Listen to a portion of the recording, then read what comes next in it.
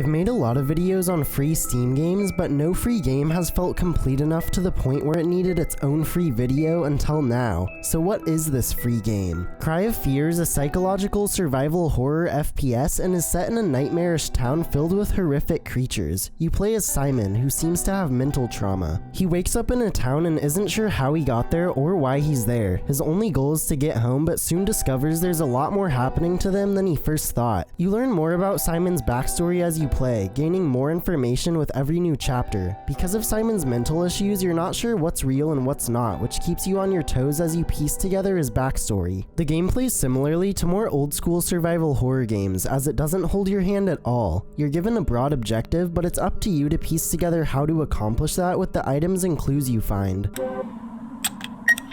This makes the game very rewarding when you figure out how to progress using your own wits. There's no minimap or objective marker. Instead, you use maps around the environment to orient you along with street signs. This makes the game much more tense as you're never entirely sure of yourself. You're not only limited in the amount of information you're given, but also in the amount of items you can carry.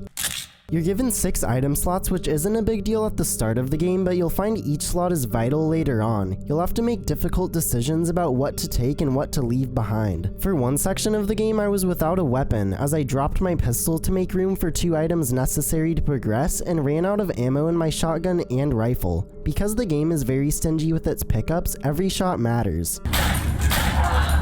Melee combat is a last resort as it's easy to get hit.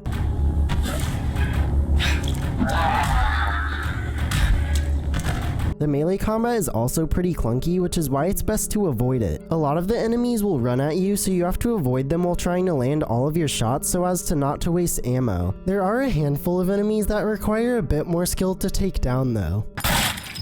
Deciding when to reload is another resource management decision, as you lose whatever ammo was in your clip. You can dual wield certain items like a lantern and a gun, but at the cost of not being able to reload or do a melee attack. There's several boss fights in the game which did add more variety, but they didn't evolve over the course of the fight. Once you figure out how to hurt them, you just repeat that until they die. You're always on the lookout for pickups like syringes that heal you, ammo for your weapons, and items for progression which incentivize exploration. It's not always clear how to progress, which led me to wandering around for a while in larger areas of the game, but items do have descriptions as a guide. The core of the gameplay loop is exploring areas for key items while fighting monsters, but there's a lot of one-off sections that have you using a new item, solving a puzzle, or going through a linear area. These help to break up gameplay and were just as enjoyable as the other sections of the game, except the platforming sections. This game has some of the worst platforming controls I've played. It's super clunky because it's never clear what you can and can't fit through. Combine that with the awkward crouch jumping and you have a platforming nightmare.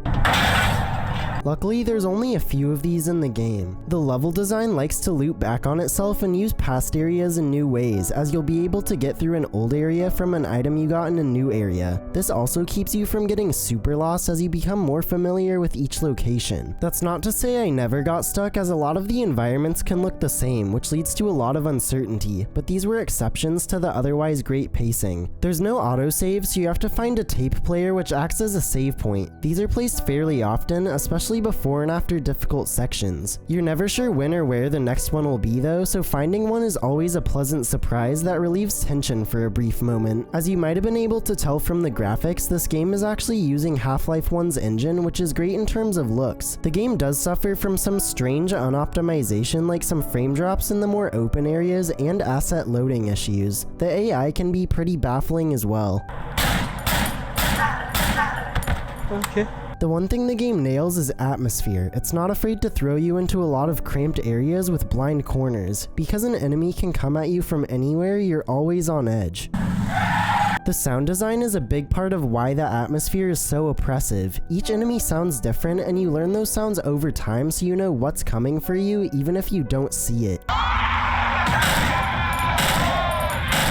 Even when you think you're in a safe area, you're never entirely sure because of the hauntingly close sound effects.